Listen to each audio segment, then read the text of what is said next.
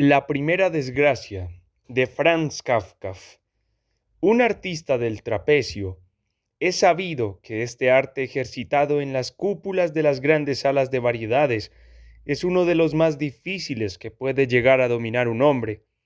Había dispuesto su vida de tal modo, al principio solo a causa de sus ansias de perfección, luego como una costumbre tiránica, que permanecía noche y día en el trapecio. Todas sus necesidades, por lo demás muy escasas, eran satisfechas por unos sirvientes que se turnaban y que estaban pendientes abajo de lo que necesitaba, subiéndolo y bajándolo en unos recipientes construidos para ese propósito. Esa forma de vida no causaba dificultades especiales en el entorno. Solo durante los otros números del programa resultaba un poco molesto que permaneciera arriba, ya que no se le podía ocultar y, aunque se comportaba con tranquilidad en esos momentos, siempre se escapaba alguna mirada del público hacia él, pero la dirección se lo perdonaba, ya que era un artista extraordinario e insustituible.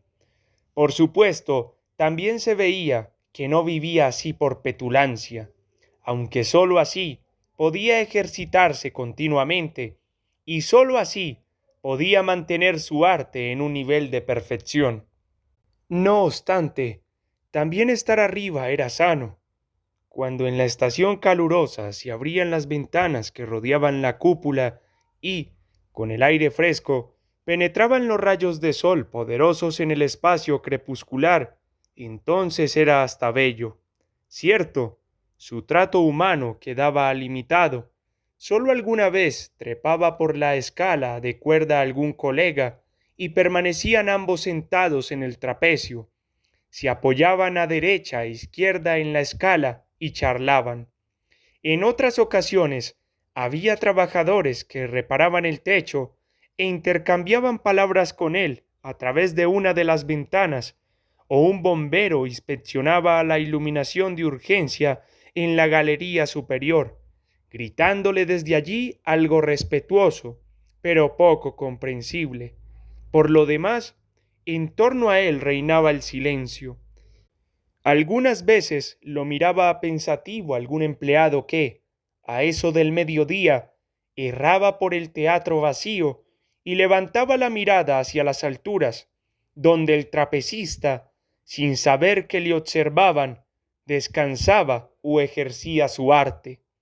Así podría haber vivido el trapecista sin molestias, pero los inevitables viajes de un lugar a otro le resultaban extremadamente desagradables, aunque, si bien es cierto, el empresario cuidaba de que el artista del trapecio sufriera lo menos posible por ese motivo.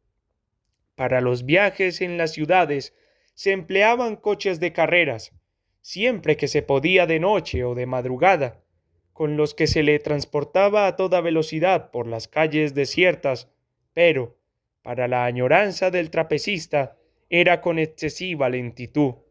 Cuando se viajaba en ferrocarril, se reservaba todo un compartimiento en el que el trapecista, si bien de un modo penoso, podía continuar un simulacro de su vida normal permaneciendo en la red del equipaje.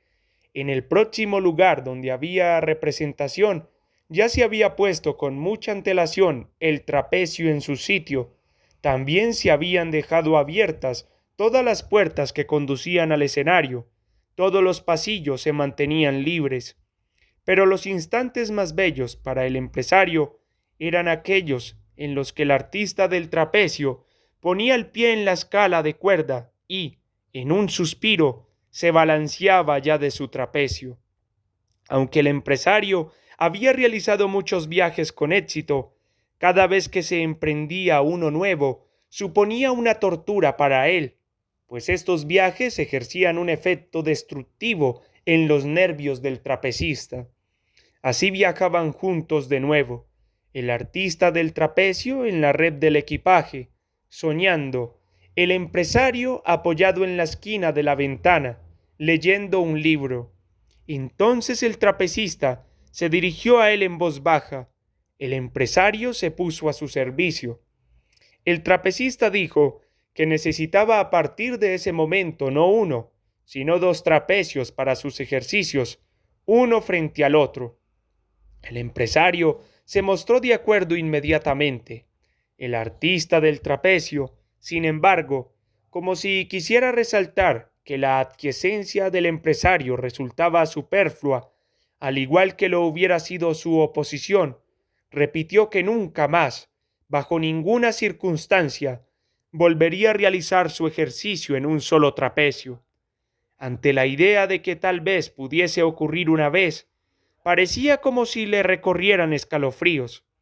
El empresario volvió a declarar, dubitativo y observante, que estaba completamente de acuerdo, que dos trapecios son mejor que uno, además, que esa nueva disposición resultaba ventajosa, pues hacía más variada la representación.